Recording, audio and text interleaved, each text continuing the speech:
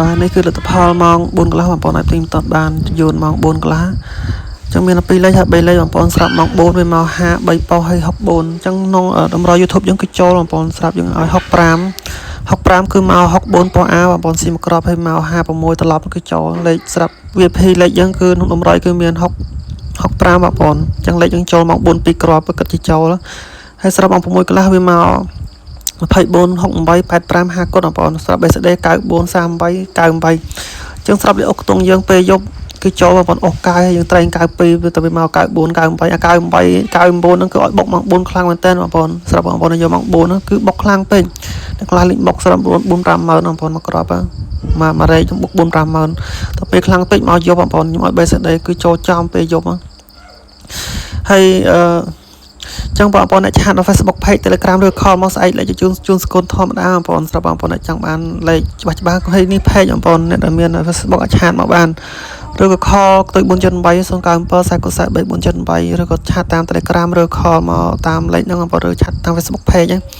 នេះស្រាប់តម្រុយយើងសាមញ្ញបងប្អូនស្រាប់ថ្ងៃទី24អញ្ចឹងយើងឲ្យអូស10អូស9ចូលពេលយប់ស្រាប់ BD គឺមក9បងប្អូន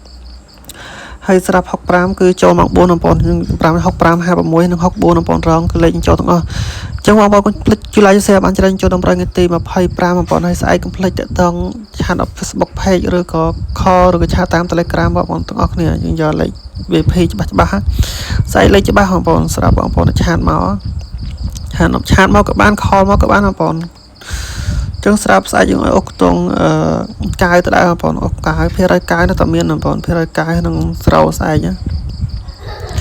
ស្រាប់លេខ VIP គឺលេខផ្សេងដែរបងស្រាប់បងប្អូននេះលេខថ្ងៃទី24យើងចូលតម្រូវថ្ងៃទី25យើងលេខផ្សេងស្រាប់ខ្ទង់VIP យើងឲ្យស្រោមួយបងប្អូនស្រោមួយហើយតទៀតយើងមាន96បងប្អូន96អាចយក66ឬក៏69ឬក៏ត្រឡប់ឡើងបងប្អូនលេខនឹង66ចឹងស្រាប់ពីក្របចុងក្រោយយើងមាន53បងប្អូន53ហើយមកក្របចុងក្រោយយើងមាន75ចឹងលេខយើងចាក់បានគ្រប់ម៉ោងតែយើងទីមតតម៉ោង4 6បងប្អូនស្រាប់បងប្អូនអ្នកផ្សងសំណាងចឹងយើងមានតែប៉ុណ្ណឹងបងប្អូនចុងក្រោយជូនបងប្អូនតាលោកយាយមីលៀបអញ្ជើញទៅឆ្លងកូនស្រាប់ថ្ងៃស្អែកឲ្យហេង